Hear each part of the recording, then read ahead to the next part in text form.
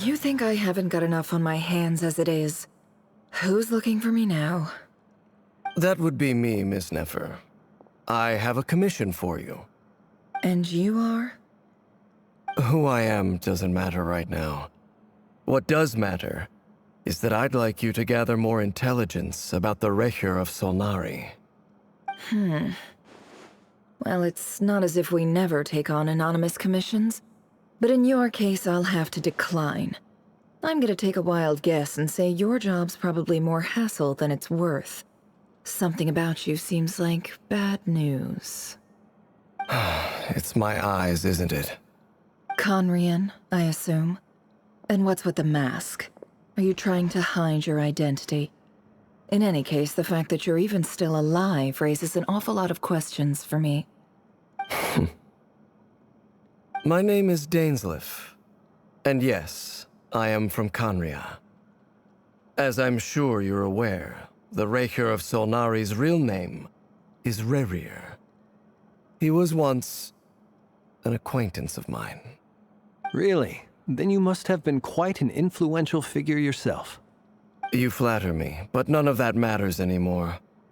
My point was simply to clarify why I have asked Miss Nefer to investigate Rerir's background. So you're both from Conria, and it sounds like you used to be friends? What am I missing here? Surely you already know how he became one of the Five Sinners. I'll tell you everything I know.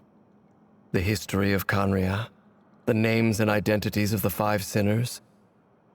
I remember it all like it was yesterday. I have never spoken openly of this before, but the truth was exactly as people say.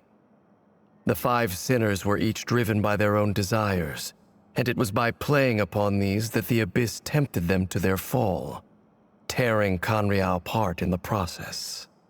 The visionary, Vedifenir, who wished to foretell the future. The wise, Haroptatir, who sought limitless knowledge. Gold, Rheindotter, who desired to create life. The foul, Surtologi, who pursued supreme strength.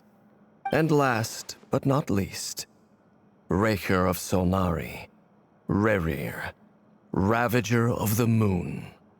Of the five, Rerir is the only one who remains a mystery to me. He never harbored grand ambitions. So what changed in the space of a single night? How did he come to fall like the others? In other words, you're saying that his change came as a shock to you, and you have no idea what actually happened? That's right. You mentioned how the Abyss tempted them, which led to their fall.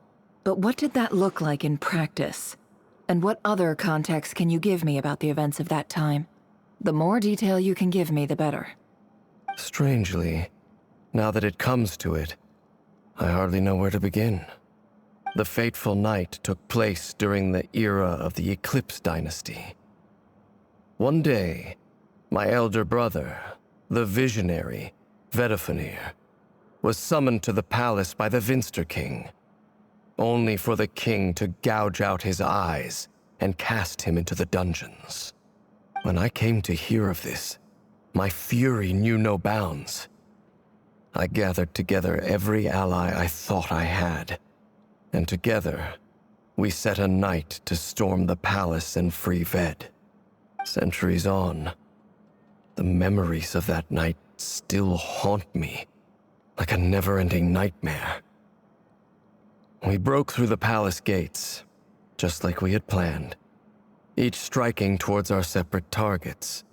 But then, I was betrayed. Even Vedifenir, the very person I had come to rescue, abandoned me and partook of the Abyss's power. So, it's personal after all. Then tell me, Mr. Dainsleif, what price are you willing to pay? You, of all people, must know that nothing comes for free. I cannot say what price would be worthy of such a commission. But know this. Rerir was not always a madman. Believe it or not, There was a time when he was just an ordinary man, working for the Conrian Intelligence Service. Uncovering the truth of Rerir's past is the only way to unravel this mystery. But before you decide if you will accept my commission, I will tell you more about him. Enough, I hope, to help you plan your next move. Sounds pretty good to me.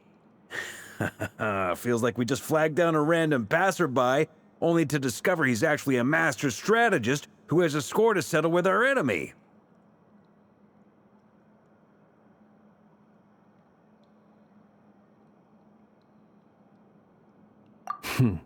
Can I borrow your halo?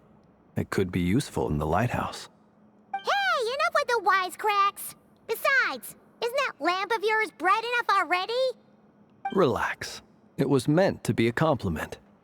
If that was a little over the top for your liking, I'll make sure to tone it down next time.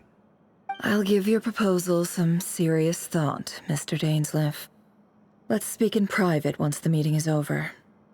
Before that, there's a few things I'd like to share.